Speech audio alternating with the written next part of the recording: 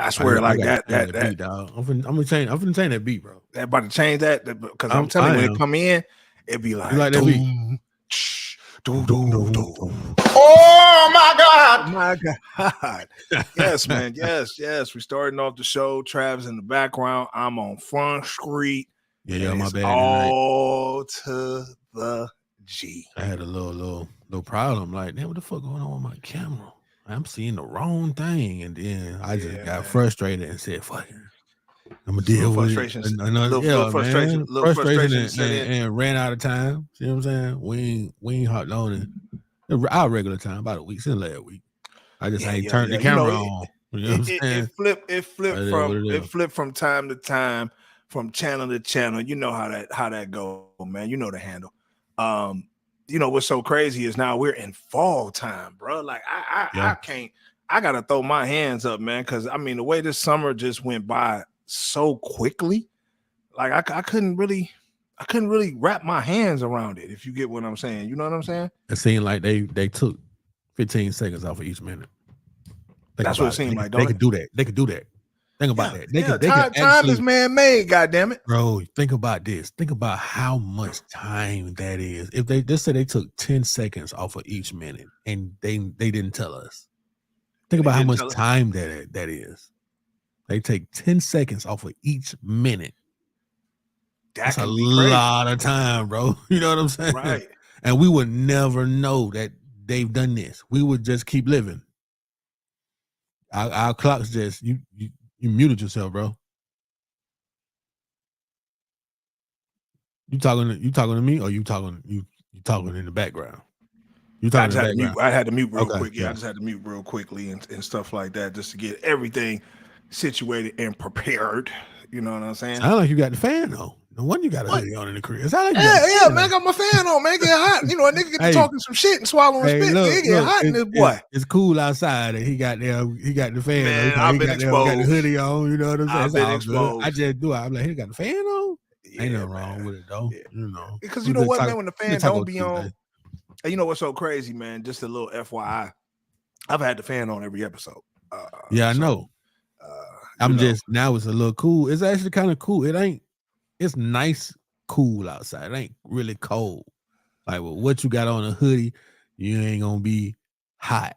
You're gonna be straight with a hoodie right now. You go outside. Right. You know what I'm saying? You definitely be straight with the hood game on. You know what I'm saying? But yeah, I mean, it's one of those things, man. I look at it like the weather in Atlanta, man, this shit fluctuate. I really don't think it's gonna get bone cold until like January or something like that. That's kind of what I'm thinking. The news is reporting different. They saying get ready for something else that's about to go down, something that we haven't seen in a couple years. They're predicting that we finna get cold and early, so we'll see. I mean, it's mid-October and it's in the 40s. That ain't usually how it is. It usually kind of get a little cooler around Halloween. Halloween is usually always cool, maybe how it is right now. So it's a couple of weeks early. So we're gonna see. Yeah, it's definitely a couple of weeks early as far as with the weather and stuff like that. But you know, we used to it, man. We've been down here so long, the fluctuation is real. Right. But I know everybody didn't want to hear us talk about the weather. I know I ain't no meteorologist in this motherfucker. But this first thing, man, before we get into a little Atlanta news. Now, since we the strip club capital, I think some rules and regulations have changed, right? Some rules and regulations have changed. I remember, back in the day, Dancers Elite, Stroker's been around, Pinup's been around. A lot of other clubs I can't even think about right now. We had so many, but 5 You went to breaking out now. You done pause actually. Where you at? Technical difficulties, y'all. It's all good. It's all good. My boy froze. Y'all see his face right there. He was finna say something serious too. Dead serious. He gonna pop back in just 1 second. I hope he pop back in just 1 second. Hold on, let me shoot him a text message. I don't even know if he know.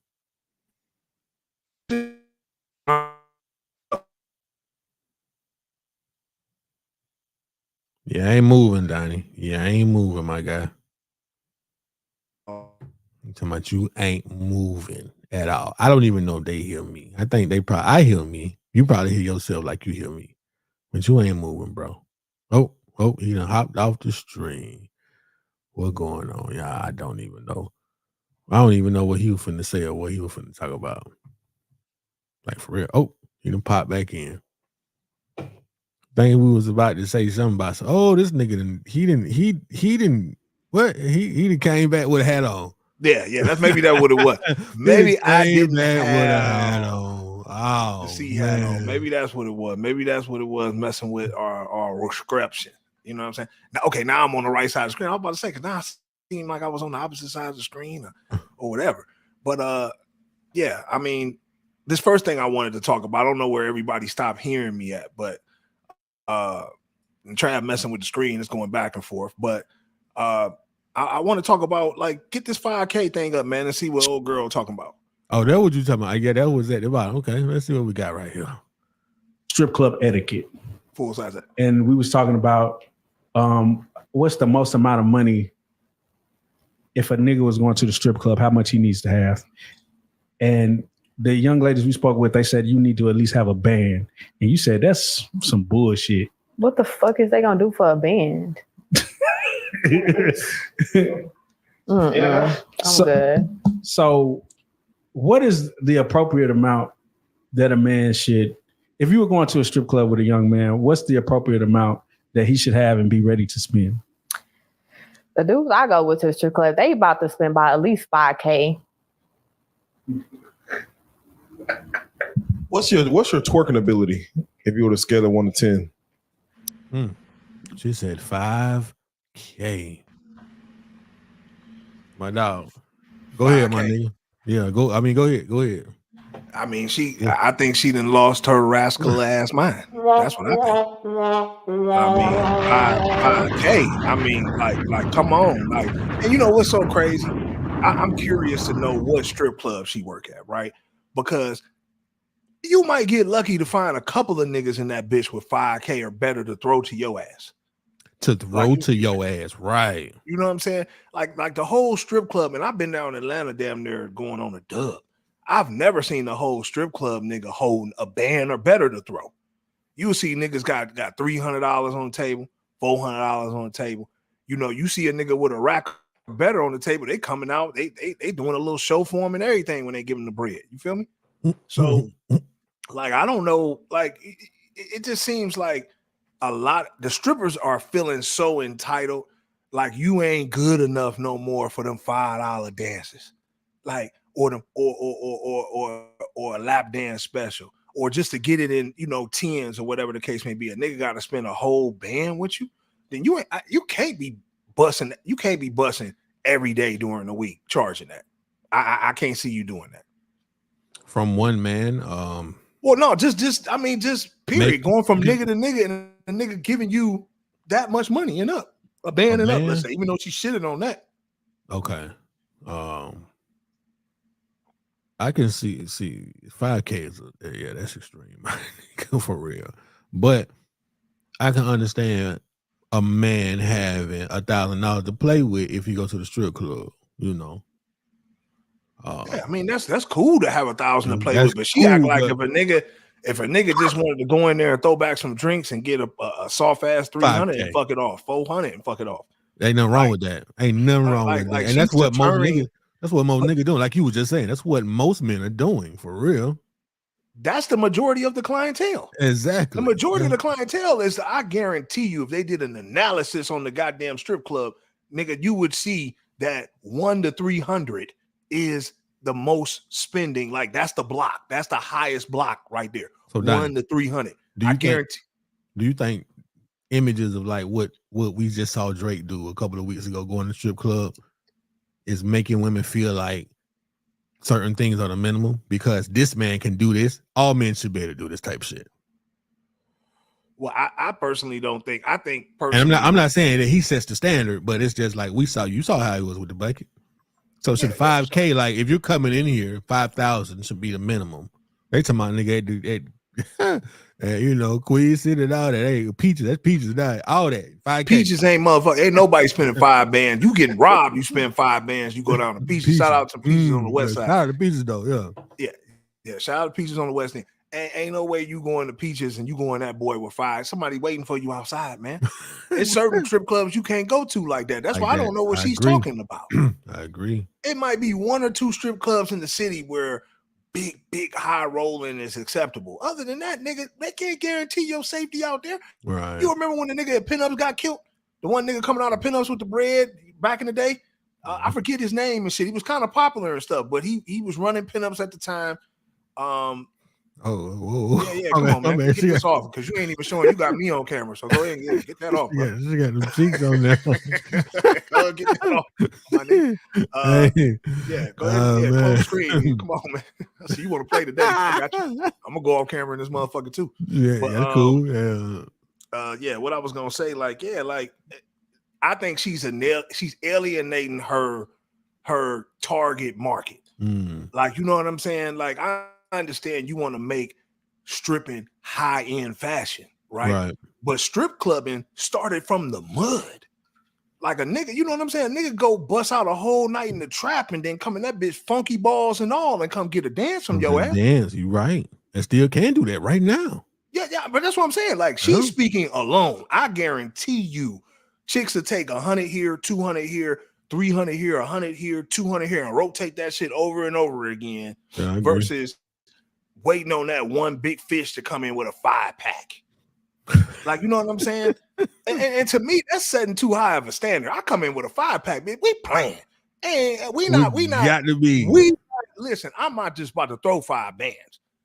I know Juicy say bands will make her dance, but she gonna do a little bit more than dancing, goddamn it. That bitch gonna go to the moon. She gonna hop on Elon Musk's goddamn Tesla rocket, and she going to the moon, nigga, for 5K. And it's an inflation. We got a lot to talk about too, because it ain't just this strip. It's a lot of other motherfuckers that's talking real greasy when it comes to niggas taking them out, niggas going to the strip club. I remember, man, we used to be able to take a whole crew of us, 2,500, whole crew of us, got girls, niggas, everything. Everybody had a great time, strippers happy and everything. Now you telling me that's not even acceptable. We get laughed at nowadays. That's why I stay my ass at home. That's why I stay home. I ain't got time to keep up with this inflation pussy or this inflation clubbing or this inflation goddamn whatever y'all want to call it, because this shit, y'all an inflated shit. Like this shit don't make no goddamn sense. Shit that used to be goddamn $25, now $100 now. Man, you got me fucked up. I just stay my ass at the house. How about that? Yeah. How about that? I get a stripper pole, put it right in my goddamn house. How about that? Bring him on over. Listen, that's why after hours is always going to win, because after the party is the after party. That's where the motherfucker gonna make a couple dollars at, because y'all acting all bougie and shit like that. A nigga ain't really trying to go for that. Right. Like, I come in there with my hard-earned money and you gonna tell me like, today's price ain't, or yesterday's price ain't today's price. Is you, man, listen. Let me adjust my what that nigga Ray Charles say back in there? You got the right one, baby. Hey, yeah, for sure. Like, so yeah, I don't agree with that. And anybody that's watching, you go to the strip club with a couple dollars, go ahead and enjoy yourself, because I guarantee you, Riri, Stacy, and Candy, they gonna get that couple dollars. Yeah, let that bougie one go ahead and sit over there and talk all the mess she want, because I'm gonna tell you, $100 gonna pay that cell phone, $200 gonna pay that light bill, $300 gonna pay your insurance, because anybody know that insurance and went up, nigga. My shit down there $400. That's a car note. But yeah, it's just crazy. So yeah, that's what I got to say about that. So I'm starting off early. I'm blasting all the high end strippers. Y'all going in like designer bags on the nigga. Like I don't understand that at all. This next thing too, man. This on the comedy side, man. Cause we just gonna go right up the list, right? The next one up. This one right here, man. I just thought was real crazy when I saw it, bro. I ain't that much fight in the world. I ain't about to just fall off the guy. Hey, but my nigga, look. So I'm gonna go and run it while we talk. Is it actually a fight though, or were they smashing? You know what I'm saying? And they hit that ground like that right there. I mean, her leg is. Was he hitting and then they just they hit the ground? I mean, yeah, man. She looked like it was a hard one. That hurt, man. That hurt. Whatever they were doing, man. I hope they were safe, man. But look at that. Wow. That was dead serious right now. Like blah. I guess he couldn't have been smashing because her drawers on, unless he had slid him to the side. Man, listen, man. First off, I'm suing the apartment complex, wherever that's at. That's a weak ass balcony. Y'all should have did a maintenance check on that. You're right. You should have did a maintenance check on that. Oh, girl broke her leg. You know what I'm saying? Oh, we got a comment. Didn't even see it. Oh, man, my nigga. What going on? Listen, man. Oh, Buzz, you know I know how to make 300 work. Yeah, you know how I make the 300 work. Now, listen, anybody, man, who need a cut, you about to go to Strokers. You know what I'm saying? While we talking about strip club, right in the next building. You know what I'm saying? You can come holler at my nigga E-Man. Go in there and get your Just Blaze. And you know what I'm saying? Go ahead and get right. Then you can go over to Strokers. At least you got a crisp cut. Because you ain't got no crisp cut. I don't know what you gonna do. They might try to run you or something, man. So y'all make sure y'all rock with my dude E. But yeah, that 300 gonna work. That 300 gonna work, bro. That's for sure.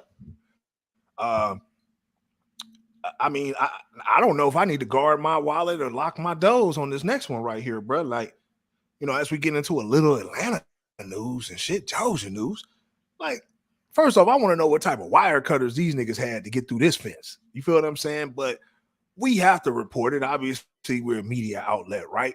We got some convicts on the loose. It's 4 Georgia inmates reportedly escaped the facility through cutting a jail fence. I want to know what type of goddamn wire cutters these boys had. Yeah, this is a wild one, man. Actually, I was watching this on the news. This was in Bibb County, and it was an open window in the day room, and this hole right here was cut in the fence. So they just jumped out the day room, went through the hole. You know what I'm saying? But the authorities are saying they saw a navy blue car outside of that gate the night before, and they're thinking that car is the car that cut that hole in the gate. Somebody was getting out. And then look, only one of these suspects had a murder charge. Everybody else, other two of them had, it was 4 people. One had a murder, one had an aggravated assault, and 2 had drug trafficking. So I feel like 2 of y'all niggas didn't extend y'all sentence. You know what I'm saying? Like that murder, he might have been gone. It might have been worth him trying to escape. But you know.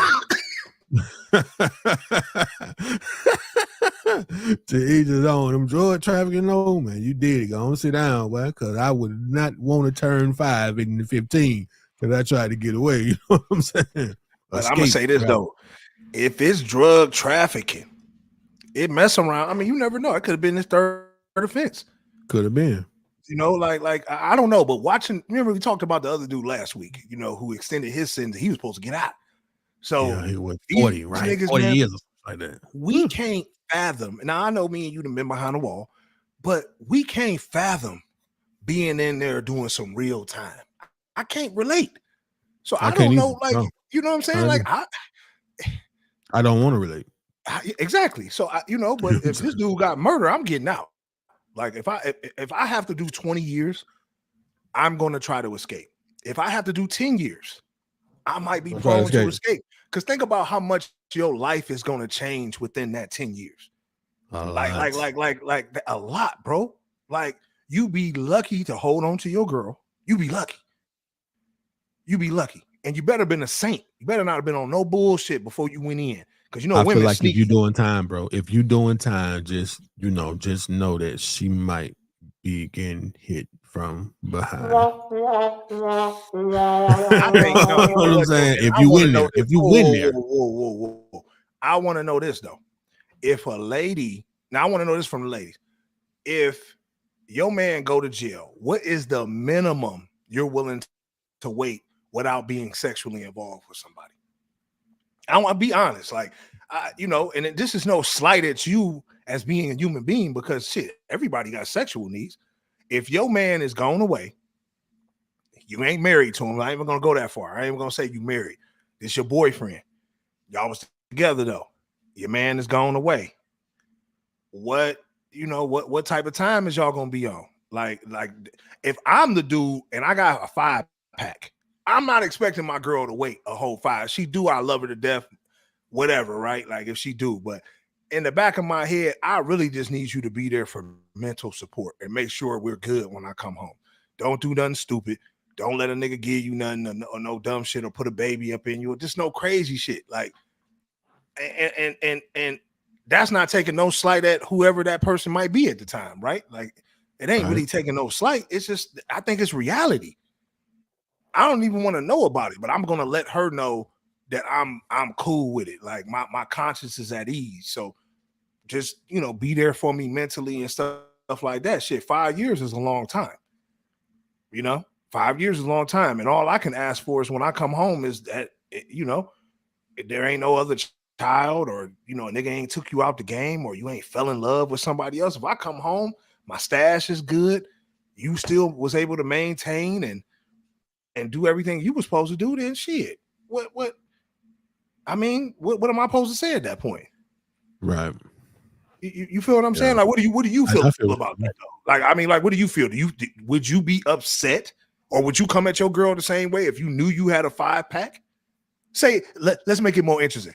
A 5-pack with eligibility of parole after 2.5. So for me, I wouldn't say anything. I'm already going in knowing I got 5 years with the mentality that I need to not really focus on that. Let me see what I got going on the hill. Let me survive. Let me, you know what I'm saying? Because my mind, your mind can't be on that, folks. You fuck around and be behind them walls and shit to beat them with bad because you ain't focused. Because that's a different form of survival in there.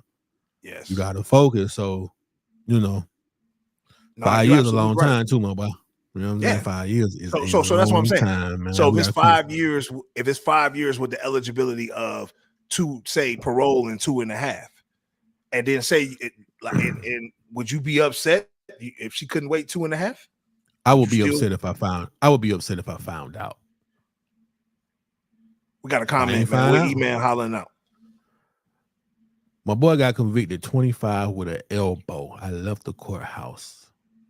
His shorty was sitting on. Oh, his shorty was sitting on a lap at Island Cafe. Damn. Straight like that, man. Straight like that. That's a true story, bro. That's a true story. Shout out to Lust for Goddess, man. How you doing tonight, Goddess? She said he has to be doing county time, but I still might be under another dude in a matter of months if we're on some girlfriend and boyfriend stuff. I don't know. It depends on the history, to be honest. She said she got to get it. Yeah. You know what, bro? I appreciate the realness in the comments. Like, you know what I'm saying? Like, let's just be real here, right? I think, as long as you don't fall in love, but see, that be the thing, right? I guess it goes with Lust for Goddess to say it, right? It's like more so on the lines of saying, like, damn, like, what's y'all relationship like for real? Like, if y'all just starting off being boyfriend and girlfriend, it might not be locked in step. But if y'all done been together 4-5 years or some shit like that, and when he come home, he damn sure gonna pop the question when he come home. He was gonna do it before he left. You know what I mean? But I don't know. I think, if a man has 2 years and down, I can see it being like, okay, maybe you can hold on because they got these advanced toys. Y'all motherfuckers can sit on shit. Y'all got shit that can fuck y'all now. I mean, it's a lot of stuff that's going on, right? Hey, you know what, bro? Niggas ain't got. Yeah, go ahead. Hey, look, bro. I actually do not know one woman that has been faithful to the guy that had to go do a bid. I don't. None. I don't know one woman, nigga. And I know women that have been with niggas that had to do 18 months, nigga, and they still they giving up the yams to somebody, man. On the low, don't nobody really know, but folks know. You know what I'm saying? Yeah, man. I don't know not one, bro. That might be. I don't know not one, my nigga. You know what I'm saying? I don't know. Me personally, I don't know one man that has expectations of his woman being faithful if he got to go sit down for a while. Like it ain't even. Okay, so let's crank it up a notch real quick. What about your wife? Saying? What about your wife? That's different. I don't know a lot of niggas that's married though, so I can't say off experience what I know. You know, I don't know a lot of niggas that's married that's finna go sit down. Most niggas I know that's married, they ain't doing shit to go sit down for real. If they go sit down, it's gonna be because somebody fucked with somebody in the family. They had to take somebody the fuck out. You know what I'm saying? But that could be different. I think if it's your wife, you expect her to hold you down. You expect her to not mess with nobody else. I don't care how long I'm going. If it's my wife, unless you give her a pass, babe, I've been gone for 8 years. And I really feel like you ain't did nothing. But if you need to, that's a long time. 8 years. What you gonna do, babe? I've been gone for 8 years. 8 years though, she probably done got them cheeks punished. For real. She probably got a whole relationship, my nigga, but you her husband though. She you know. She outside. That type of situation, I can't really even speak on that, man. I would just say, like the one that E-Man just said, I mean, that's just devastating, man. You got 25 with an L, and it's just like, you know, your girl is gone. Everything you know is gone. Yeah. That's sad to even. That is, but that's hard. That's sad to even say, man. But before we get out of Georgia, right? We speaking still on the law a little bit. We still speaking on the law because a lot of these COs and stuff like that, man, it's crazy. A Fulton County jail, man. I wanna show this out, this little video or whatever. Yeah, this is this is crazy. Like you go to jail now, you know they got the skeets in the joint now. You know what I mean? Hold on, man. What is the chart-topping song on TikTok right now? What's up, G-Way? What's up, G-Way? Trouble is what's up after fists started flying at the video shoot for YB and Famous Sally. It's like she's giving obsession.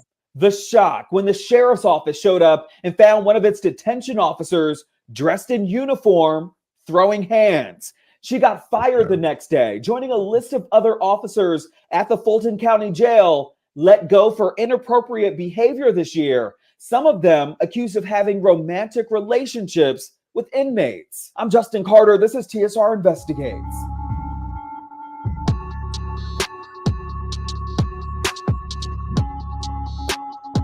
October 9th, 2023, dozens of people were outside with it, gearing up for a music video shoot for What's Up, G-Way. How much of this you want me to play, dog? Whole thing? Oh, that was it. Okay. I mean, Shaniqua Biden seen here in uniform. And that's when it got ugly. On camera. It's like she's giving obsession. This is Rayonda Wynn. She's sister to Atlanta rap artist Famous Sally. She's been having man problems lately with this woman, 30-year-old Shaniqua Biden. It started back in August. She called my phone about an inmate. She says the inmate was somebody she used to date, and apparently Biden was entangled with him too. That's when she says the harassing text messages started. See, now go ahead and stop that real quick. See, that is what I'm talking about, though. You see what I'm saying? Like inappropriate behavior within the jail. Fulton County, bro, is just off the. This shit is crazy. It's a reality show. It's a reality show kind of. Yeah, it's like, and this nigga had his whole finger in her mouth, bro. Like whole finger in her mouth. Like, you can't make this shit up, man. You can't make this shit up, bro. You can't make it up. I just who is Famous Sally though? That's that one that made that song with What Up, G-Way. In the club, we be vibing. Ain't be lying. Okay. Some bullshit. What's up, G-Way? You know. Catch you though. Club type shit. Catch your shit. Yeah. Okay. TikTok. Okay. challenge. Yeah, she fucking around and get a couple dollars off of that right there on by Oh herself. no, she didn't make no. That song's big, bro. Like, okay, when you listen to it, I'm gonna send it to you. You listen to it. You've heard the song before. Okay, like you know what I'm saying. I didn't know the chick was out of Atlanta though, for real. Yeah, with that, but yeah, I just wanted to get into that, man, before we get into all the hip hop news, everything affecting our culture and all the fuckery around the galaxy, man. We appreciate the tune in for the spin. We definitely going for the win. Let's just go ahead and kick it off. I think this picture says 1,000 words, right, of what's been going on in the news. Maybe this is why Pac was looking all crazy into the camera. You know what I'm saying? And Suge looking forward is, because you ain't supposed to be looking at your nigga get his dick, huh? So I can see this. Maybe this is, I think, an accurate interpretation. And Jada Pinkett is little enough to fit her ass down. In there. Yeah, she can fit in there. She can definitely fit in there. But man, yeah, man, she's been in the news this week, and it's always crazy when she got something that she wants to promote. First it was the Red Table Talk. She had to throw Will under the bus. Then she's releasing her book, and now she wants to throw him up under the bus again. Let's keep that picture up, because people need, people coming in, they need to know what we talk about. Let's go ahead and throw the picture up since you ain't on camera. This to me, I think this situation, I think, is very what's the word I'm looking for, man? Trav, you're always good in helping a brother out. It ain't an entanglement, right? Because August Alsina, he's back talking again. Obviously, they all go together. Like Will and Jada. What? Yeah, this is demasculation at its finest. I think for what she's doing to Will, right? Like what she got going with Will Smith now. Do we got something we want to play? Are we about to play something? No. Okay, you just running that just while we talking. Yeah. Okay. I got you. Yeah, so she's, I think, trying to demasculate Will and basically revealing a lot of stuff. Basically like, okay, they haven't been married since 2016. That's kind of odd, right? I've always felt they've been separated. So they've been separated. Yeah, they still married. They're still married, but they've been separated and doing since 2016. Since 2016. I still think they were all playing with August. Yeah, you know what though? I think with Jada, bro, I think if she could really tell her talk, right? Because if she really could be honest, she probably would be like, look, Will likes men. We've heard a lot of rumors about Will Smith being on that side of the fence, bro, from a lot of people. So it could be that. Like, look, man, he's not sexually attracted to me. It's like, what is she supposed to do in that regard? Like, can she really be honest with the world? No, she cannot. She can't come out and say that, even if that was true. So I think she's in a real tough spot because they do have like an empire, like a Jay and Beyonce, right? Will Smith and Jada Pinkett was the first power industry couple. It's obviously stood the test of time, so we thought. But I just don't understand why she waits for her book to drop and why she waits for, certain things to come out for her to spill the tea. And then I also felt that it was crazy that she spoke on Chris Rock, stating that Chris Rock, allegedly, or not even allegedly because it came out of her mouth, but we'll say allegedly on Chris Rock's side, he tried to approach her while, when they first broke up. You feel what I'm saying? Right. Where her and Will first stopped, messing around. And maybe that's why Will Smith did what he did. Like, maybe that's why he smacked the shit out of him, because he like, bro, like you dogging my wife, but you tried to holler at my wife. Imagine this. He know. You see what that say, right? Jada Pinkett recalls being confused after hearing Will Smith call her his wife at the 2020 Oscars. So how do you not know that this is like? So my You're whole sitting thing, next to right? him. Hey, so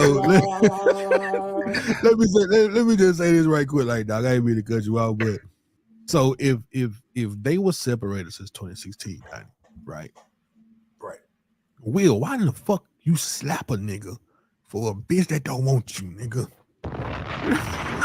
What the fuck is you doing, nigga? Well, I think, but look, listen here though. I think to answer your question, I think the reason why is because him and Will are cool. Like let's say, for instance, you right? Like if I break up with my girl and then you go try to holler at, like one of your colleagues, don't even use me and you because we're friends, but let's just say he's a colleague of Will's, right? They know each other, they fuck around. They've admitted that they were friends. Let's just say they were industry friends, right? Not real friends. Like, you wouldn't feel some type of way if somebody you considered like your homie at work, let's just say, tries to talk to your girl. I'm not your girl. Did that come out or something? No. That's what she said. She said, "No, let me get you caught up. This is why these three are here." I thought she said that I thought she said that Will Smith tried to approach her after the slap. I mean, Chris Rock tried to approach her after the slap, like not to holler at her, but no, this is before the slap. As soon as they was on the outs in 2016, 2017, Chris Rock, tried to holler at her. Tried to holler? Oh, interesting. Yeah. So at the end of the day, oh my God, this is why Chris Rock. I mean, this is why I think Will felt some type of way, bro. Like that's what I'm trying to tell you. So if your work friend, right, your work friend, let's just say he's somebody you cool with at work, y'all smoke, y'all go for drinks from time to time, whatever, and you're on the outs with your wife, whatever, y'all separated, whatever, and then he tries to talk to her, you wouldn't feel no type of way? I say something, yeah. I mention something. Or even if you didn't say nothing, just say, even if you didn't say nothing, you wouldn't, and I'm not saying like on that type of stage, you would just go left and black out. But let's just say y'all was at a friend's house, a mutual friend, coworker's house, and she was with you, but y'all were separated though, but y'all still hang out and whatever. She's with you over that coworker's house, and he gets up, he's drunk, and he started talking shit, and he mentioned something about her. Inappropriate? Yeah, I'm just like Chris Rock. I mean, said something inappropriate about her. I mean, talked about her hair and shit. Let's just say, yeah, he talked about. Let's say he talked about your wife's mole on her face or whatever the fuck, something. Something that visually is affecting her. Physically. You wouldn't have got up and said nothing. It depends on how it is. I mean, I probably would have. Especially if you didn't say nothing. It's my wife. It's my wife. Someone probably say something anyway. You know what I'm saying? Right, but y'all separated though. Just say y'all hanging out, but y'all separated. Nah, we hanging out. So she with me tonight. I'm gonna say something. So you still gonna say something, right? Yeah, I'm gonna probably say something, yo. So now knowing the information that we know, was Will wrong for smacking the fucking brakes off this nigga? Yeah, he was. Still, because nigga, you only smacked him because you felt like he wasn't gonna do nothing. Nigga, if it was somebody else, you know what I'm saying, that you felt like was gonna rumble with your ass, you would have thought twice about that shit. But maybe the person that was gonna rumble with him wasn't trying to talk to his wife. Remember, now that we know this information, and I know Will knows this information, if he tried to approach Jada while they were separated, right? Even in 2016, that's still a decade in. They've been together for a long ass time, since the 90s. It still was like 15 years in, 16 years in. Way longer than that. I'm tripping. Let's just say 20. They were 20 years in when this nigga tried to approach her. And that's what I'm saying. I just don't think. Yeah, I don't know, bro. Yeah, I just don't think that's cool what he did. And I think that's why Will did what he did. You know what I'm saying? Like, and that's, I don't know. Like I said, your boy, he doing too much. You want to talk about her hair, but nigga, you was trying to holler at her on the low. I don't understand that method at all. Do you think Jada Pinkett is doing too much right now as we speak on her promo run for her new book that has been released? I think it came out today. Yep. That's what I'm saying. Like, it had to be a promo run or something like that. It's always something with Jada. Like it was the red table talk trying to get that popping with the last time. Now this is because of her book, and that's what makes it look cheesy. And then you're saying stuff about Will like he can really go back and say something about you. Like he can really go back and say things about you. Like to me, it's one-sided as hell. Like he can't say nothing. And what makes him deserve that? And this is why I'm curious to know the truth of what's been going on behind the scenes. Like what's been going on behind the scenes. That man has did something to her that she's like, bitch, I ain't gonna leave you. Like I ain't gonna divorce you. But motherfucker, like that type of shit. You feel me? He done did something to Jada, bro. Like I really feel that way, bro. Like because it's certain things she could talk about, but she, you know, in her book, maybe just let it come out in the book. But the fact that she's so quick to like go on these interviews and just elaborate in detail about her feelings about other men, her entanglements, her infatuation with Tupac, you know, Will's shortcomings, you know, like I just don't see the need for that, you know. And y'all are power couple. Like people used to talk about them. Like even I seen a show and it was showing a viral clip of your boy J. Cole online. And the boy J. Cole had a line talking about Will and Jada. He took the whole damn line off the shit. He didn't even say it. Like people held them to a certain standard, and she's willing to tear down that standard. And I think that's the crazy part. Mm-hmm. You know, she's willing to tear that shit down because people hold them in such a high regard when it came to relationship, love, black empowerment. People held them as one of the main couples, right? And then you admit that your son got you hooked on drugs. Like that's the other part that's crazy. Like you're admitting that crazy. Hey, your son is the one that saved you from suicide by giving you mushrooms and shit, psychedelics. You know what I'm saying? It's just like, damn, is that the reason why you mess with his friend, August? They were I don't know, man. She's shaming herself. She's shaming herself. And this is what I don't get about these celebrities, bro. Is that they shit shame themselves for no reason. Like you're already popular. You're already set for life. You don't need to keep putting yourself out here for a show. You know what I'm saying? Like you could have just wrote a book this about your life and the strength of being a strong family, and that shit would have sold because you're Jada Pinkett, you know? And it's like, right. It's like, what makes these celebrities keep putting themselves out here just to get shitted on when they don't have to? That's the question I really got. And that's what makes me think that they're all here for distractions, you know, just to be honest, because it's like, nigga, if I'm rich like that, there's no way in hell that I'm just putting myself out there for people to keep ridiculing me. I'm like Andre 3000 at this point. I'm playing the fucking flute. Bro. I'm trying to tell you, living your best life, my nigga. Somewhere, like, you know what I'm saying? I'm like Kendrick Lamar. I'm dropping the album and I'm getting the fuck out of there. Like nobody's talking about Kendrick throughout the years and stuff. He makes his music. If you can't talk about him right then when he's making the music, then he's out of there. You know what I'm saying? And these people keep putting themselves out here to just be shitted on by people like us. And I want you, while I'm talking, I want to get this picture of Sexy Red up. Give me a picture of Sexy Red pregnant, because I got something I really want to say about this. Because, you know, a lot of people have things to say about people like us, right? Like we give our opinion, and you know, everybody feels like, you know, they have an opinion, so to speak. You feel what I'm saying? My thing is, man, like and if anybody's been watching us for a long time, I've always admitted that, man, we were wrong, right? Like we led the youth astray. Like, you know what I'm saying? When rap came along and shit, and we were hollering out bitch and hoe and you know, turning ourselves into gangsters and pimps and thugs, and you know, we did this shit with no internet. Like we had nobody kicking knowledge. Like once they silenced Public Enemy, because y'all forget like people such as myself, people such as Trav.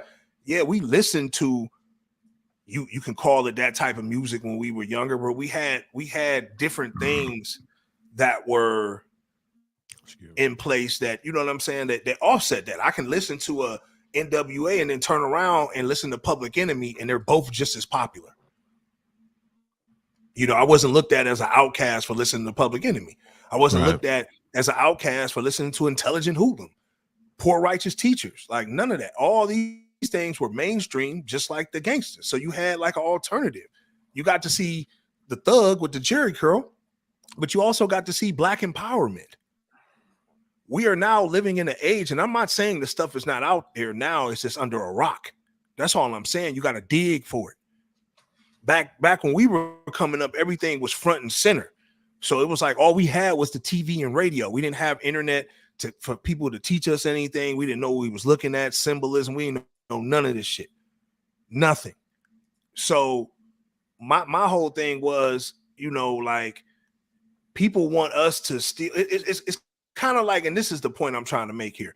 It's kind of like if you used to do something negative, and since you matured from this negative place and you understood, like you have an understanding that what this negative place did to you mentally, physically, spiritually, what this thing did to you, right? And now you're trying to, quote unquote, warn others, or you're trying to give your opinion on something, right? Your experience, because that's what it is. An opinion might be an experience for the most part.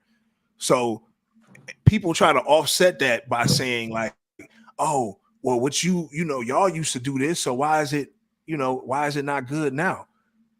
I mean, like, are we serious right now? My nigga, the women back in the day didn't have all the outlets. Like, do you hear what I'm saying? You only had TV and radio. People in general, though. I can't just say women. People in general didn't have all the outlets. Yeah, we didn't have all these things to amplify it. Like if it was a fire, I'm not saying it wasn't a fire back in the day. I'm not saying that.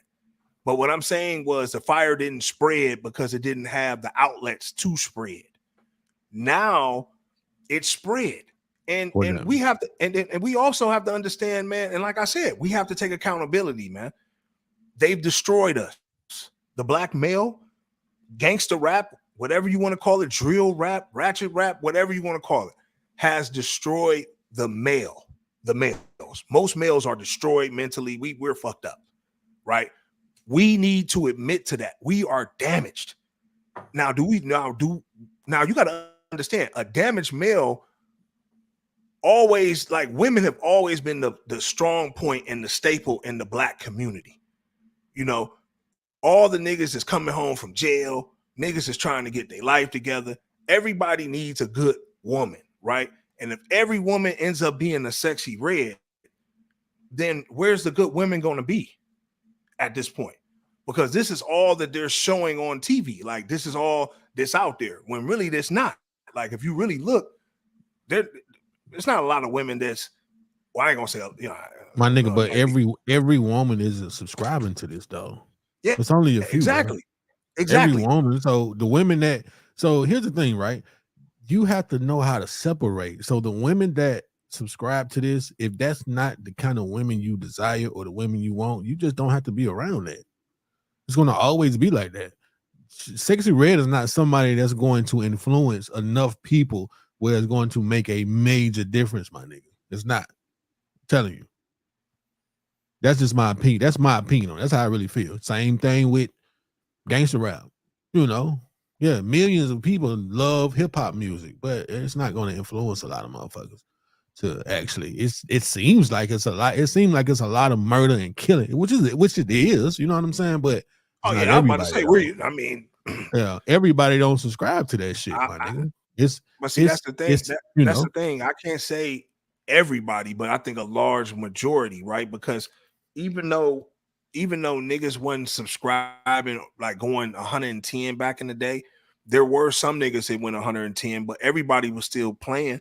Everybody still was gang banging. Everybody was still smoking.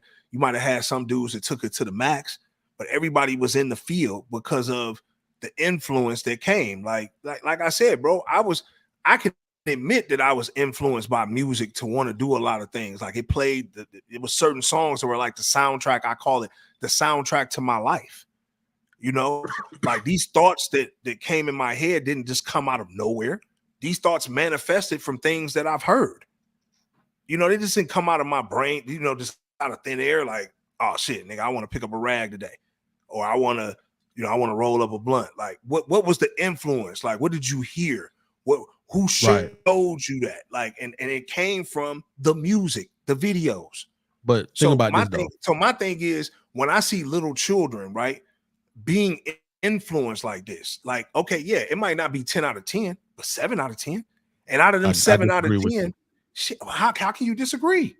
Because it ain't never been like that. It's all out there. So it's still not a 7 out of 10. So, and you can probably attest to that, my nigga. You know people, you grew up with hip hop. You know people that you probably know more people that went a different direction than actually letting that shit influence them to the point where it was. But see, that's the thing though. Like that's the thing though.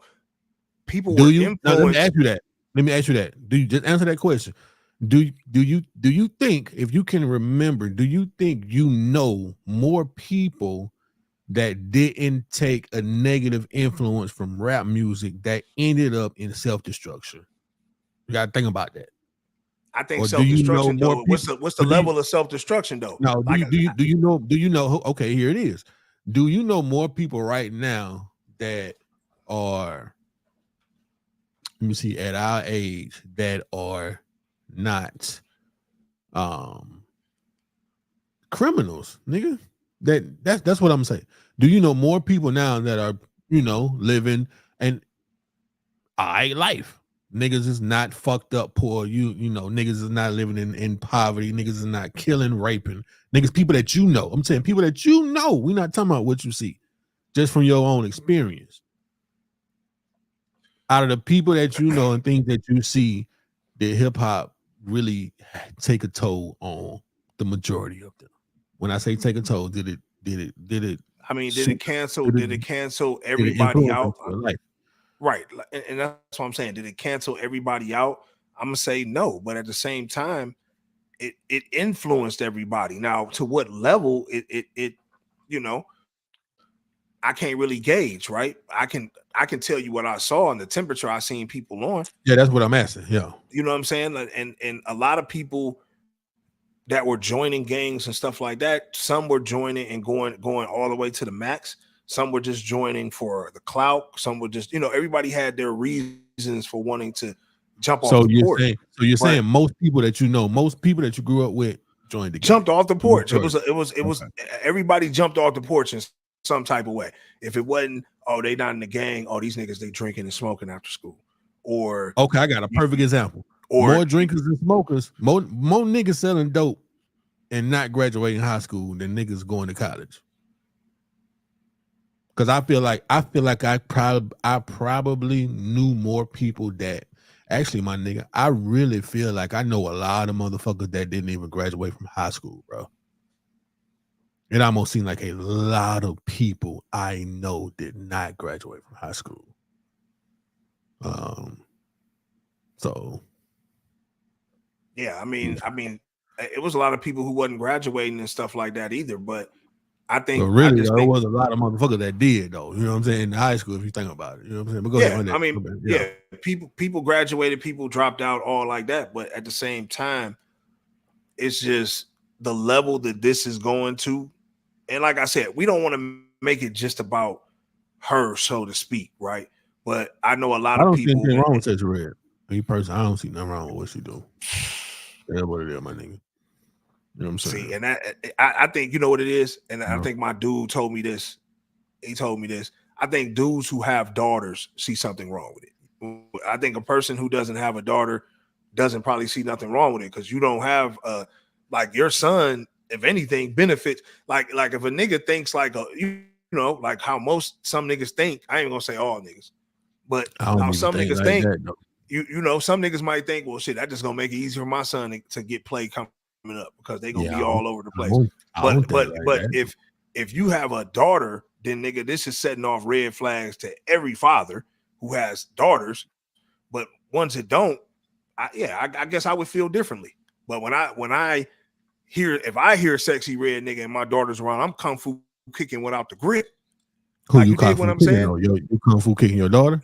No. Like I'm just saying she's not old enough to dictate the music. Like right now, yeah. But what I'm even saying as a teenager, even as a teenager, she shouldn't be listening to Sexy Red type material. That's this shit 21 and over. You know what I'm saying? You need to be 21 and over to listen to this. For real. It's for adults only. It's porn. It's porn rap. That's really what it is, my nigga. It's porn music. If you think about it, you need to be grown to be listening to Sexy Red. Like you really need to be grown to be listening to most of the music we listen to, the violent shit. You need to be grown to listen to that. It's kind of like you got to look at it like this. You're supposed to be a certain age to watch scary movies. You feel me? Because it's scary. This shit here scary. So you need to be a certain age to tap into this. You know what I'm saying? And then, like I said, it just I think it's on another level because also we can wrap it and move on from it. But I think it's on another level because of the fact that it's magnified now due to the internet and everything else. They're marketing it to the kids, for one.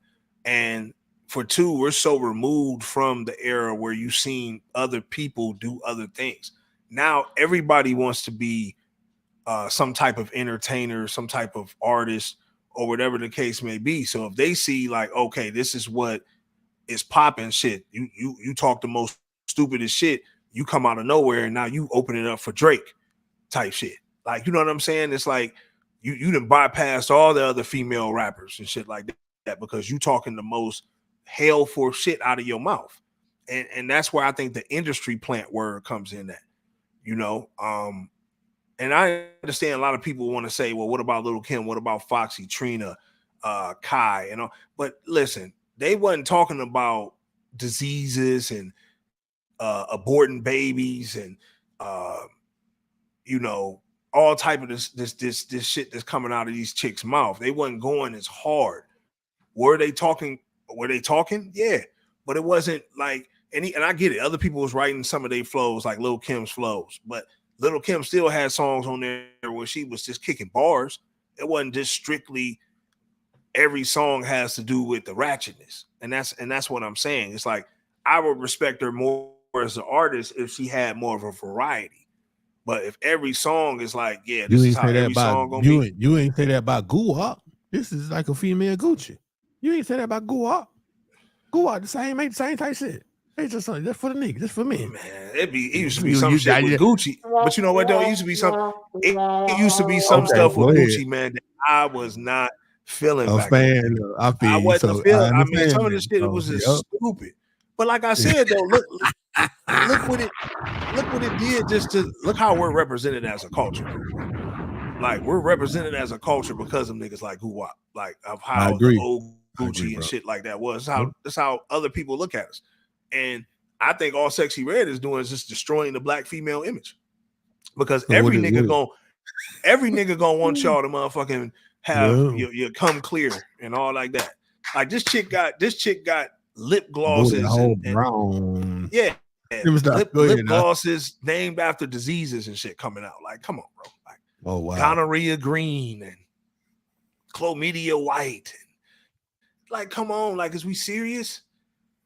Like, that's what I'm saying. To me, it's like a different level, bro. They dead serious. They dead serious about that. Now, the next level after Sexy Red is gonna be crazy, bro.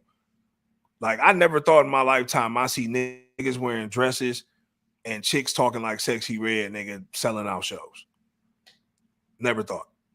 You see what you okay? Yeah. Yeah, I feel you. I thought you were talking about something in the box, but nigga, I was going, yeah. But I can't even speak on this next thing, and I spoke on it on one of the shorts though, right? Like in the month that we celebrating $1 margaritas at Applebee's, is all this fuckery going down. Like, you know what I'm saying? Like this is what's going on. Shout out to Applebee's. You know what I'm saying? This is another spot they hate on, but Why not go to Applebee's and get you something to eat on a late night and have you $1 margarita in this beat? You think there's something wrong with this rap?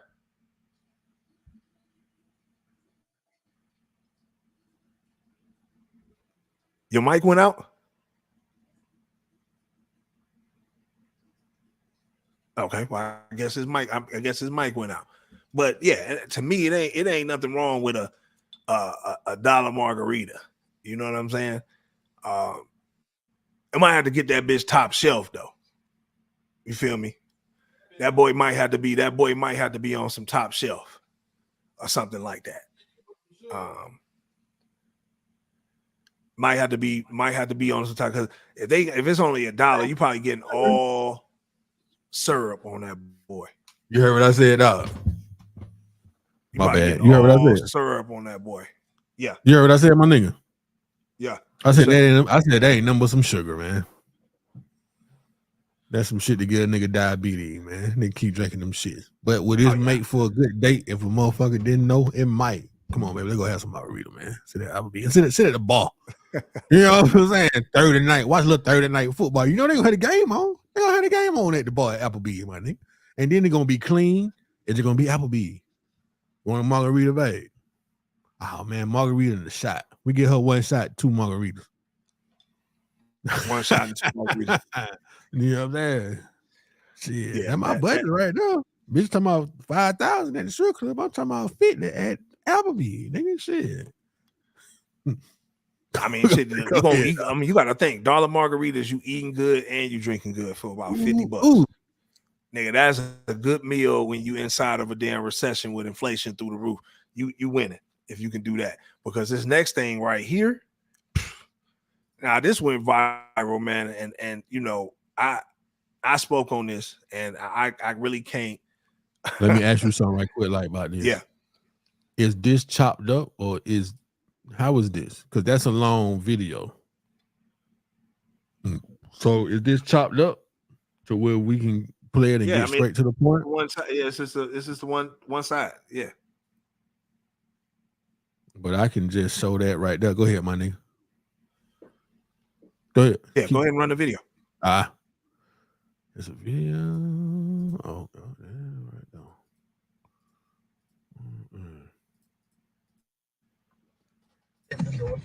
Okay.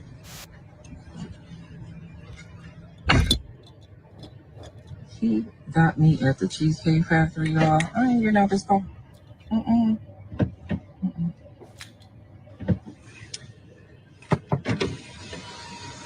Yes. Would you want me to open the door for you? Okay. You're recording me? Yeah.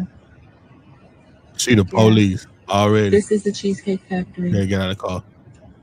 This is the Cheesecake Factory, y'all. What's the problem with that? This is a chain restaurant. Who takes someone that looks like this to a chain restaurant? You want to talk about it? I just paused the video right quick, like my nigga, for YouTube purposes. This is wild right here, bro. Okay.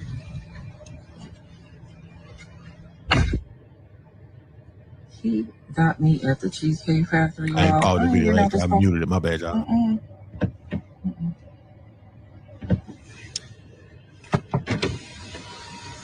Yes.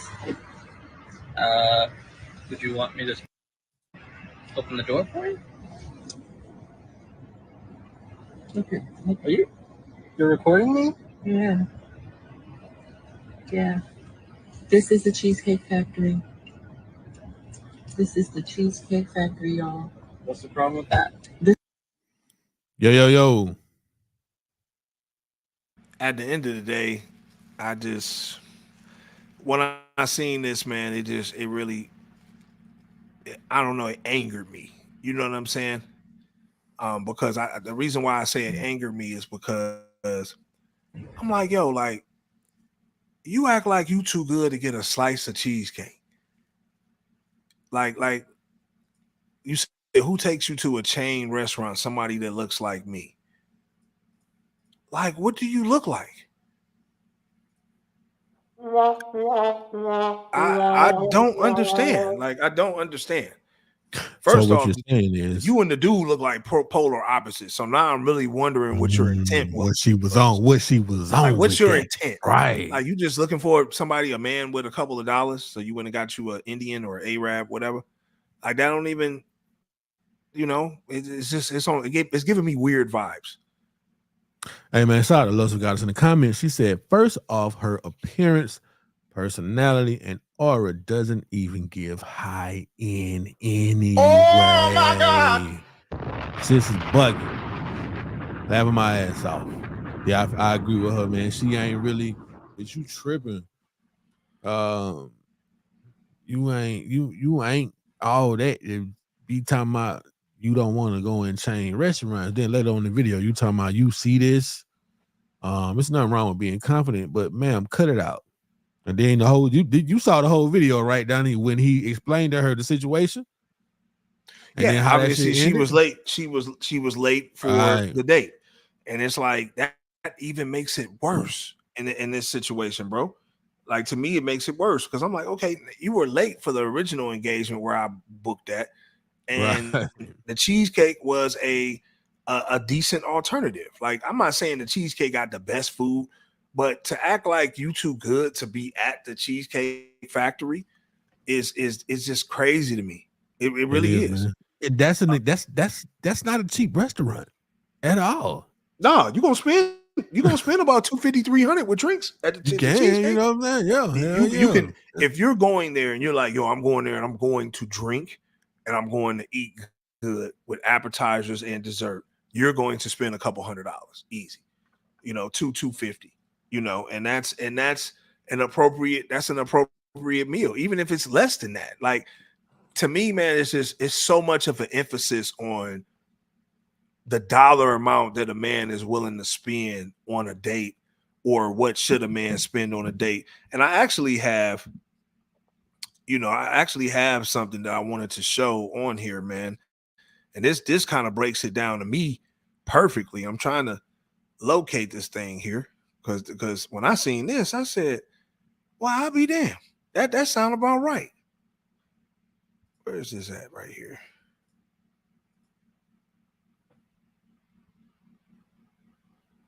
Oh man. I mean, when I tell you this thing I'm about to show, if I can find it,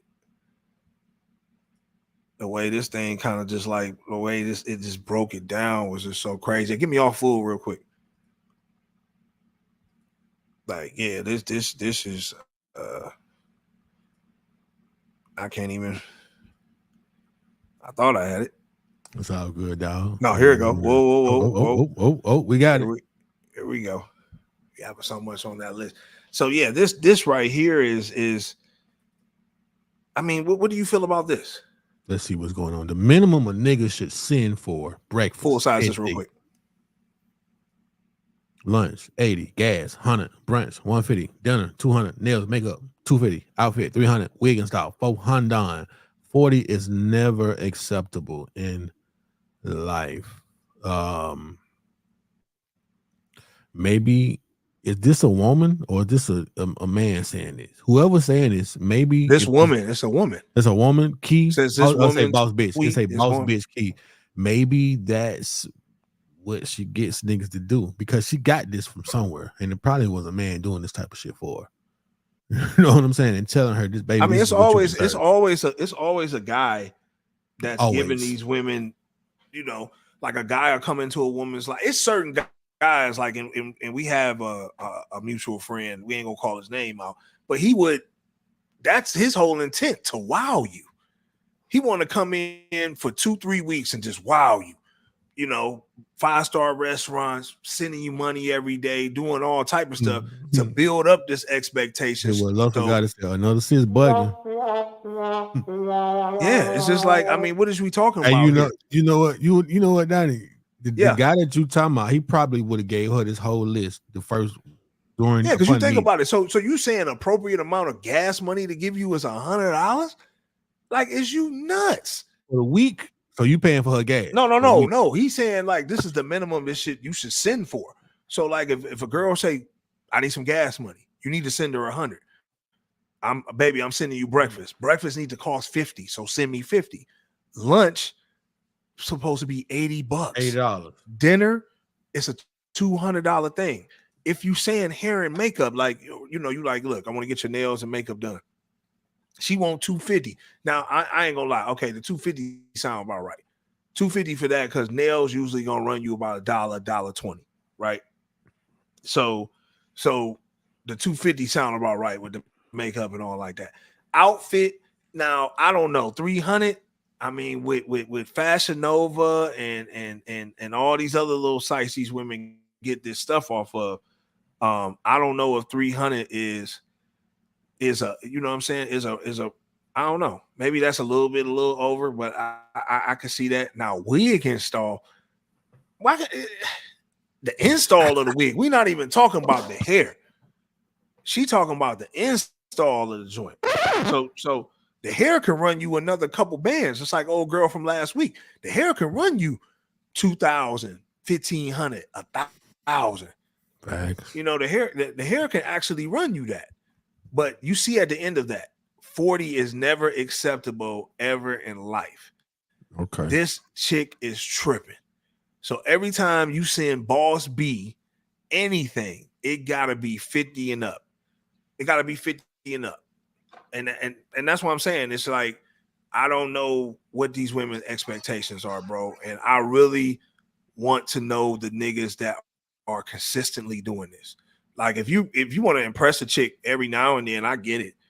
But I mean, if this is, and again, I guess it depends on the level, right?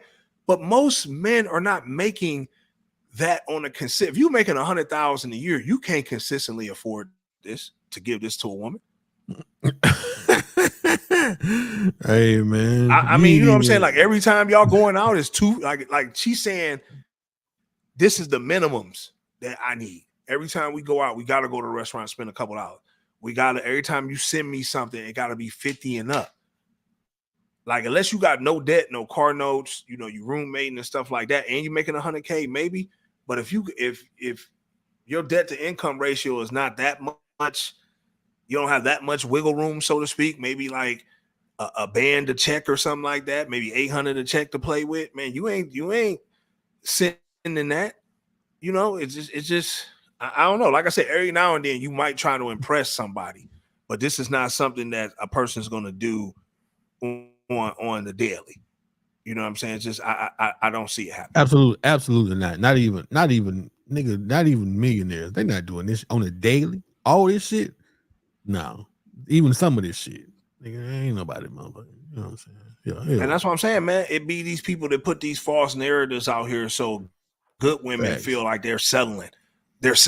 Oh, my man would never do nothing like that. Or my man. I mean, it ain't, I can't even say good women, just women. Some women will feel like they settling. I mean, but I think all people get that from social media. Everybody done been through it. You have seen some shit on social media, and like, damn, I like that. Especially men, man. Damn, my old lady ass ain't nothing like that. What? I'm saying, go on Twitter, you see bitches squirting and shit, all kind of shit. Damn, my bitch don't do that, man. They don't cream and squirt at the same time, and then she don't like when I put my tongue on the rim of her butthole. She don't like that. You talking a little nasty. Hey man, we got a couple comments, man. Love for goddess. Okay, so yep. Ooh, that's she talking about. That's old. Put the picture up real quick. I gotta roll something real quick. Throw a picture up. She say, what does she say? To say it's a minimum amount to be sent, that's just ridiculous. Like, if this isn't your man, it's a random dude that you're kicking it with. I agree. But y'all do try niggas like that. So it is what it is. See, you're doing too much, dog. But I'm saying, dog, I just told you, throw it on the phone, bro. We can't just keep the photo playing, bro. You know what I'm saying? Shit, I ain't playing. I'm moving around. What are you doing? You want to keep the clown up here? Because the comment is over. Fuck that. Keep that clown up. But, all right. So, yeah. I mean, yeah, that's crazy. But you know, obviously, even talking about this next one, right? It's kind of, it all falls in line kind of with what it is. Like now, do you feel like with Cardi, right? Like Cardi made the news, obviously, with her statement, basically saying that she prefers Birkins over investment properties, and basically saying with the rent and people not paying rent, that a Birkin is more, you know, feasible to invest in than an investment property, in 2023. I mean, it's just from her own personal experience. I think she probably has some rental properties and motherfuckers ain't paying rent. So it's like, this shit ain't even worth it. I'm losing let's money. go. We actually got a little video. So let's go to the video on the this next same thing. Yeah. Full size it. Let's go to the video. Tenants, they haven't even paid fucking rent for like 9 months. 9 months.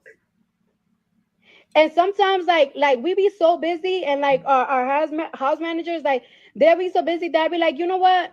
Don't even fucking take them to court, because we just be so fucking tired. Like we don't even have time for that, because we just be doing so much shit. Like sometimes people be like, oh, get property. Like, please, babe. Oh, let's not even talk about, oh shit. Let's not even talk about the Dominican Republic Airbnb that this nigga bought me. Always something. Please. I don't want properties as gift. I don't want properties as gift. Cardi B, please. And we planning to buy another property. Like, well, we debating, because it's like, you know, we like tired of renting in LA. Like, it's like we really want to buy a house.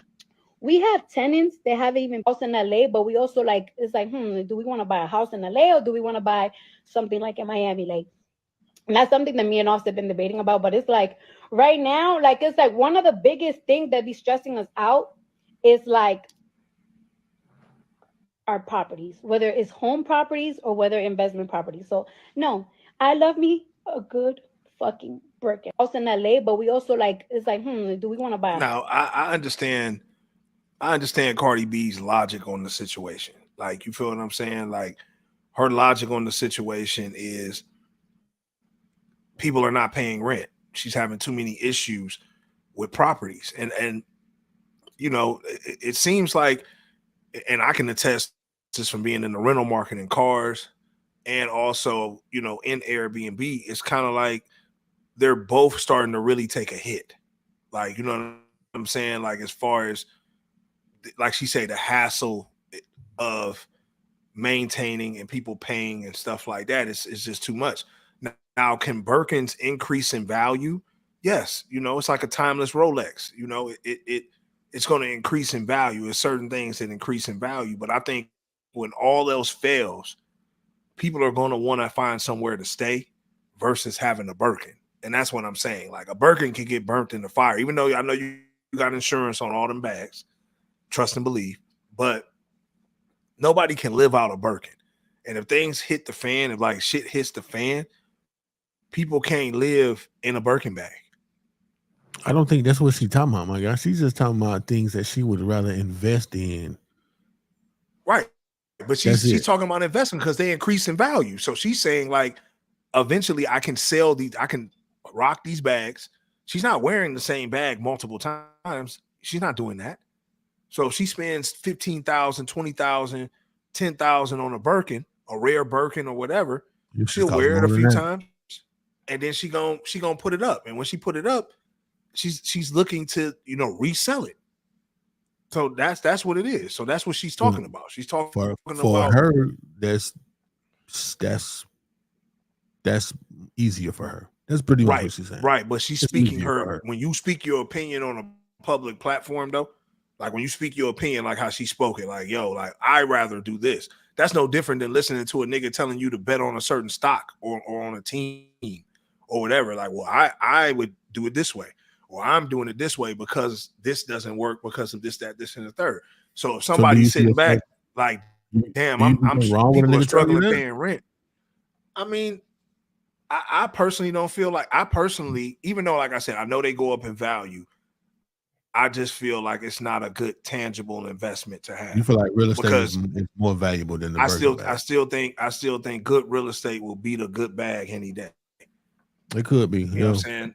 Because like I said, when things hit the fan, right? Like when shit hit the fan, people are gonna want to have somewhere to live. Like the Birkin is like, you know, it's only for when times are good.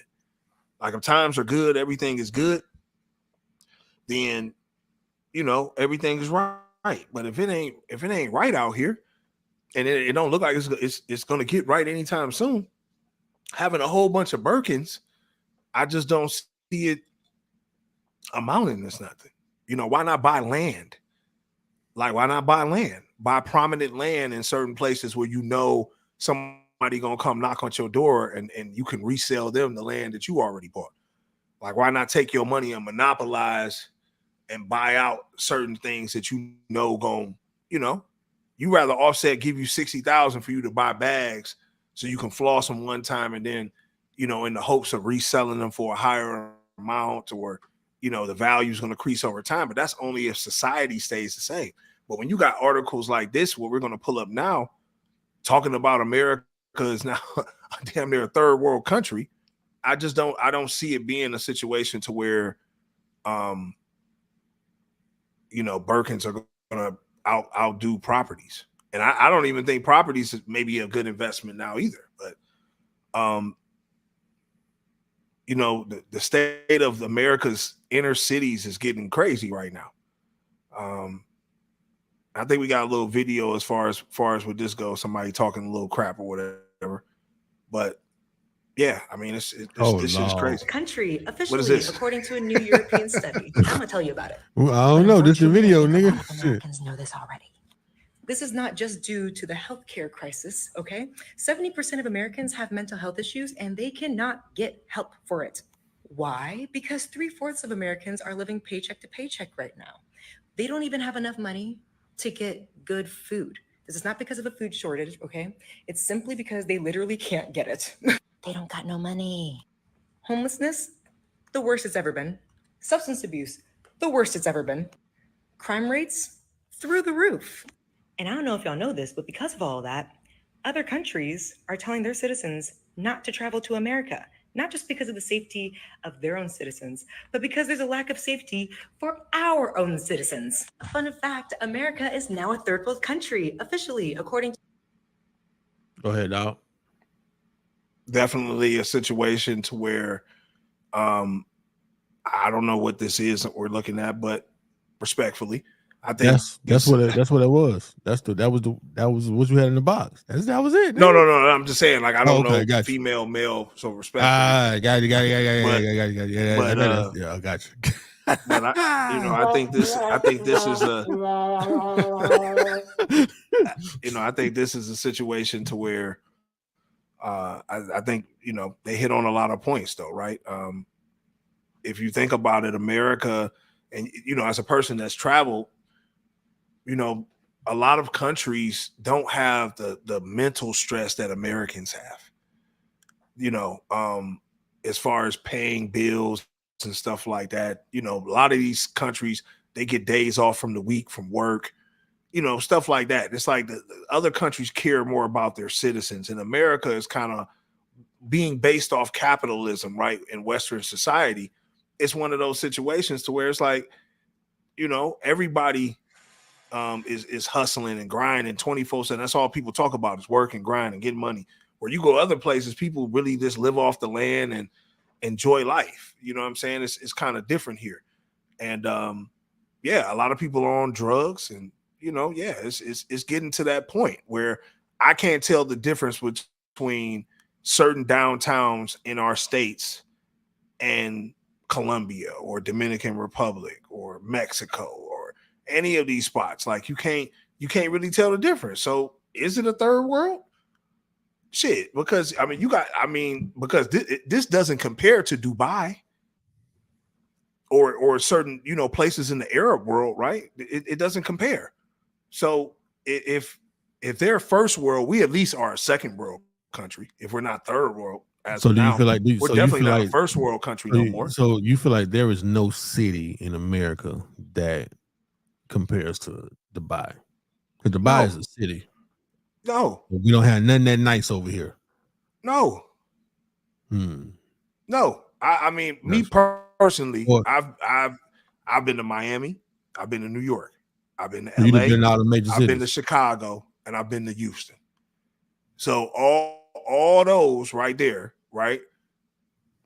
I've never in life, and I haven't been to Dubai physically, but as far as with from what pictures you see, and from what I see, ain't nothing over here that nice. They don't have no crime, no, their rules are just so different. They don't tolerate that. But they don't. You can't even drink alcohol in the city though. You got to go outside the city, nigga, to drink alcohol. Right, and that's what I'm saying. And you know what though? Different over there. Right, and it's certain. They say there's certain restaurants that you can come in and they'll let you, it's certain ones. But yeah, for the most part, like But like this, but look, I got this. I want to talk about. As far as talking about Dubai, if you can get this pulled up real quick. Dubai, like they don't even charge their citizens taxes. Like Dubai, the entire, their whole Arab society, personal or income taxes, they don't tax your wages. You're able to save money faster, but they do tax oil companies and foreign banks. And you can just look at, I mean, they're like the model society, bro. They demand respect out there. They have, spiritual, religious, all that type of shit going on. It's a lot of good things they got going on over there. And I agree, my nigga. They it's like that's like a metropolis that's doing the right thing and not on this bullshit. Right. So you're never going to see. Like you're never going to see a country that's like that. Hey man, inside the cocktails with Carly, man. Carly, what's going on, man? How you doing tonight? Go ahead, dog. So you know what I mean? Like that's just my take. That's my take on that. Like you ain't never gonna find. That's beautiful, bro. You see that? Yeah, but you ain't never gonna find like a city like that. Like that city is, it's just off the chain. Like every city we got homelessness in it. America has a very bad homeless problem. Yeah, I agree. You feel what I'm saying? Yeah, over here, man. So in Dubai, I don't know if you know, but people, you get a felony, my nigga, if you miss your car payment. That's a felony offense for missing. So people abandon their cars at the airport, my nigga, and leave the country because they can't make the payment. And since they can't make the payment, they're going to prison. So you can go to an airport in Dubai and it's 100. It's like abandoned car fields of luxury vehicles. Shit over here, we would love to have. Shit over there sitting up got sand and dust all on it. Nigga, Lamborghinis, all that type of shit, Rolls Royce, because people can't afford. Some people get them shits, and then something happen where they can't make their car payment, and they gotta leave the country. They gotta go. Yeah, that's rough. That's rough. That's even though that shit is a nice and beautiful city, my nigga, but they ain't playing, bro. They not playing. They're not playing one bit, bro. You just heard about the girl. They let her out of jail, but she had actually bumped a dude or bumped an armed person. They gave her like a year or something. I'm like, yeah, but people, all the girls, y'all love going over to Dubai though. Y'all gonna go over to Dubai. Like Dubai, I never had the urge to even go to Dubai. Never. I mean, I'm sure it's too strict. Something to see. I don't want to go nowhere, man. I'm on vacation, bro. I want to get oily and have fun. I don't want to watch my step, like, because you can really go to jail out there. Want to hit some weed, all kind of shit. Oh my God, no, ain't none of that. Yeah. Ain't none of that going. Ain't none of that going. But yeah, man, shout out to Dubai. Shout out to everybody who like kicking in Dubai. That's just somewhere that's not on like the top of my bucket list. I would only want to be in Dubai like a day, maybe a day and a half, and I'm out of here. Maybe take a picture of a camel. Get the hell on. Take a picture of a camel or something. I'm gone.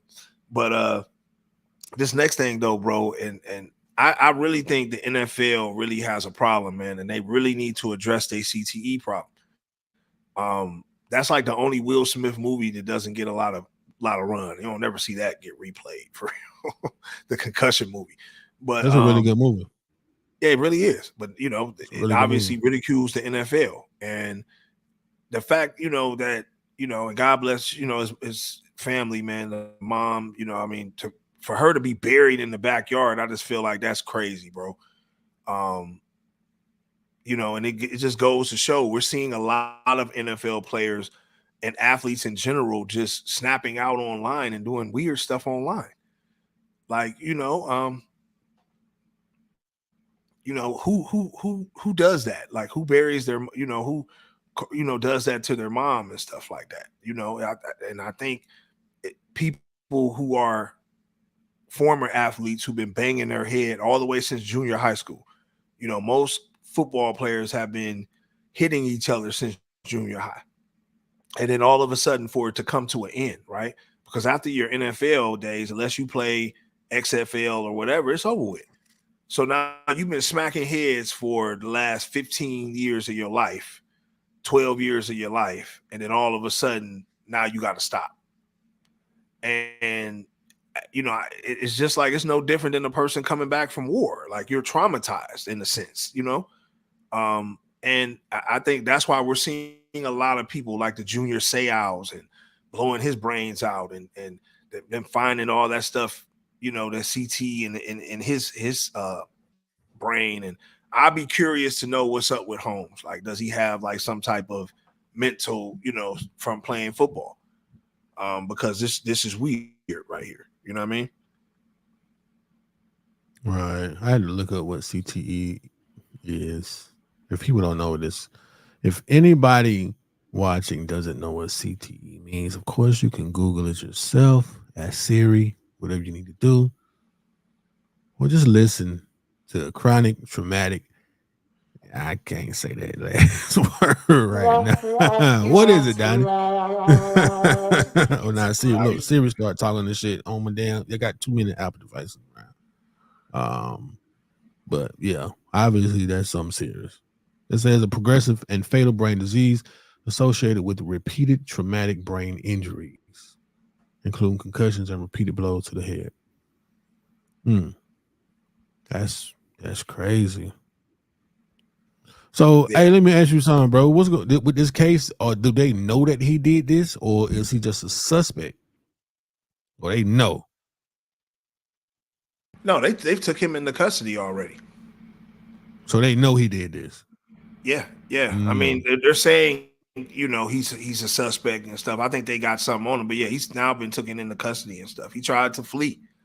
It's just, I think it's a sad situation, man, that you took your anger of being a failed athlete. Obviously, he's not in the league anymore.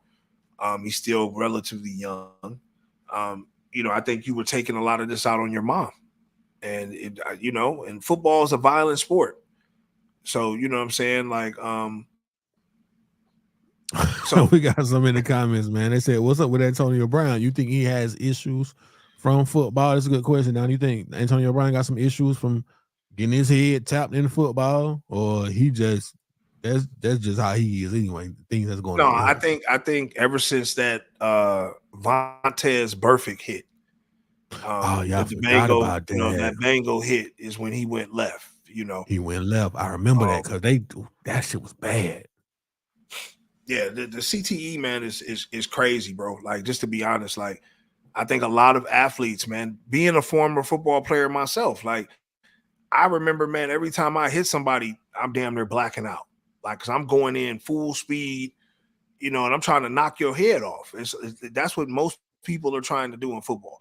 And if you're on offense, you're bracing yourself for the hit. So you're putting your head down and stuff. And you're bracing yourself for contact. People are hitting on you and stuff like that. So, yeah, I think Antonio Brown is definitely somebody who's suffering from that. Look, he ran off the field, for Christ's sakes. Feel me? Like, this man literally took his jersey off, his pads off, and ran off the field. So obviously my man does have some type of mental problem, because anybody else just would have handled it after the game. So to say that, but I think it's a lot of players, man, that you're going to see that's going to end up having these type of problems, man. And the NFL tries to mask it, right? They try to mask it. But, when you have issues like this that come up when people are killing their moms, killing themselves, and we love football. So I can't imagine football, any other way, like, so I don't know what they're going to do about it for real, because it makes too much money to stop. You'll never stop football. I think people would commit suicide if they never could play football again. Like, as far as like watch football, you know what I mean? So yeah, man, it's crazy. I mean, another thing too, man, before we start getting into the fuckery and wrap everything up, I want to highlight, man, what's this nurse situation.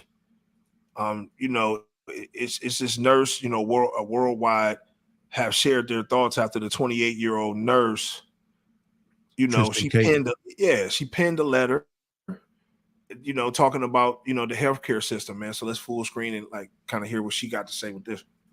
It's crazy. A 28-year-old ER nurse named Tristan Kate Smith committed suicide. She left behind a note that was titled "A Letter to My Abuser," and her abuser being the healthcare system. And before I even discuss the context of the letter, I just want to say rest in peace, Tristan, sending my love and condolences to her family during this difficult time. In the letter, she talks about things that I am 100% sure every nurse who has worked in some type of facility, hospital, or organization can relate to. She talks about how much the healthcare system does not support nurses, how much they don't care about us, and even included in the letter that she can no longer stay in this abusive relationship. And I really want to know, at what point will hospitals take the mental health of nurses seriously? And at what point would they at least have the decency to offer free therapy? I think all healthcare workers, especially nurses, should get free therapy. I can't even begin to tell you guys how many times I've drove to work and a 28-year-old ER nurse named Tristan Kate Smith committed to work in complete silence. How many times I've drove home in complete silence, just trying to really process everything that I just went through in those 12 hours. As nurses, we always are carrying the emotional load of others, that sometimes we don't even know if what we're carrying is our load or someone else's. With an unsupportive healthcare system, it doesn't make it any easier. This entire situation is just so disheartening, and I don't know what else has to happen for healthcare systems to really make a change and really change the way that they treat their healthcare workers. Like, I just don't know what else to work in complete silence. How many times I've drove home in complete silence, just trying to really process everything that I just went through in those 12 hours. As nurses, we always are Yo. So that, I mean, I think, me knowing nurses personally, man, nurses take a lot of verbal abuse from patients. You have patients that's, telling them, hey, I want to have sex with you, take off your panties, let me smell them, all type of crazy stuff going on. And they have to be subject to that abuse every day. Plus, they have to work long hours.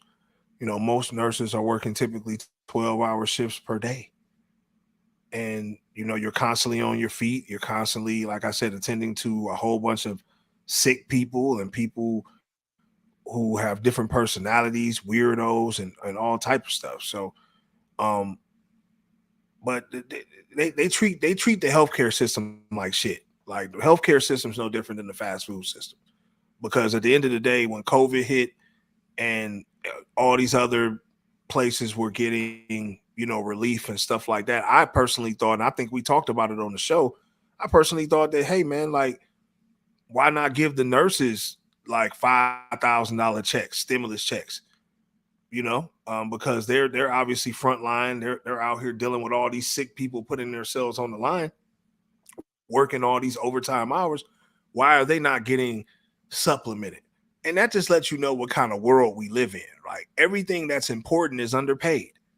Teachers underpaid, police officers underpaid. You know what I'm saying? Paramedics, firefighters, nurses overworked. Like, you know what I'm saying? It's like the positions in life that we should hold sacred to keep our society, up and going and provide a lot of stability for us, man. We really don't appreciate them. We treat them like shit. It's no way that a police officer, bro, to be honest, and I ain't a big component of the police, but there's no way that a police officer should get be making 40,000 a year, 30,000 a year, and they're the ones that's actually out here protecting us. That that don't, to me, that don't even make no sense. Right. To be honest, it don't make no sense. So I mean, with that situation, man, like, yeah, I think they need some type of, kickers or something like that. All nurses, because it's a lot of nurses that feel like how she feel. I still think suicide is a weak way of going. At the end of the day, like where you take yourself out because of just those frustrations of life, it's crazy. But yeah, I mean, yeah, that's nuts. But obviously, man, before we get up out of here, man, we appreciate, on the live stream side, comments, rocking, all the whole nine. Definitely want to get into this fuckery though, man. Like this obviously holds no bounds. It's the same every week we go live. We got more fuckeries. I don't think we've never had a show where we didn't have multiple fuckeries. But let's get this first one up, man. Like this,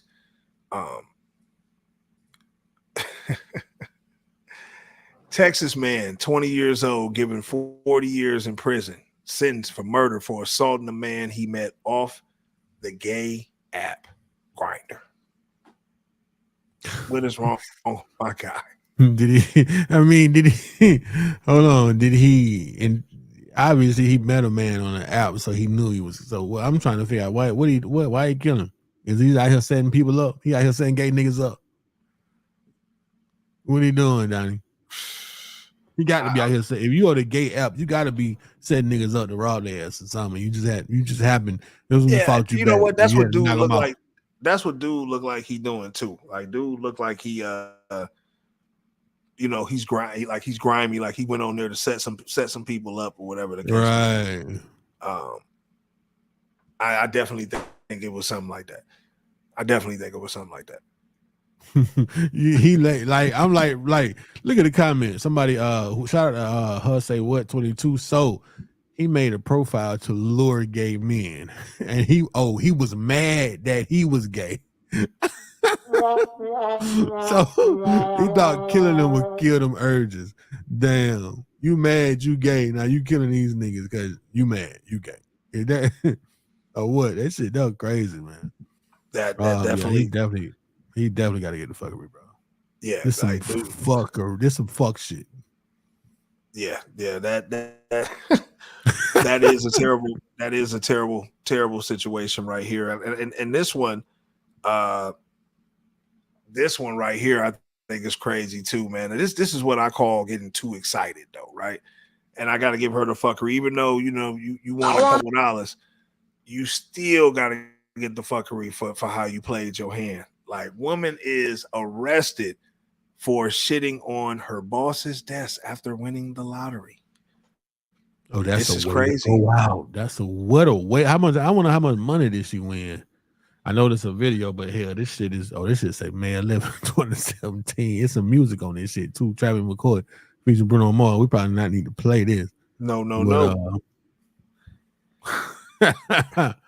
I'm hoping she wasn't sued while being arrested. Hopefully this was a good shit and a good exit to her job. You know what I said? If I win the lottery, I'm gonna do some drastic shit. Go in the job and just act like I'm mad and I go with some shit. You know what I'm saying? Man, but you know what though? Like I mean, I might have a couple of choice words for somebody. But I ain't gonna do nothing like that where it's just like, now I gotta fork over some money. Or I gotta, on the desk. Yeah, and I wonder how much she actually won though. She had to win some change for real. This had to be a couple dollars, because what other reason? Yeah, what other reason are you not? Are you doing that? It had to be more than 100,000.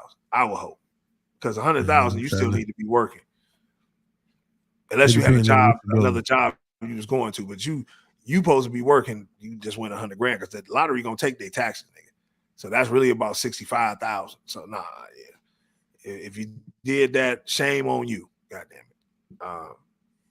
But yeah, I mean, this one right here, this Bronx mom, this is crazy. So the Bronx mom was convicted after blackmailing AMC's. This is probably why they was about to close at one point in time too. But she was blackmailing the CEO when she catfished him by posing as a 17-year-old Russian.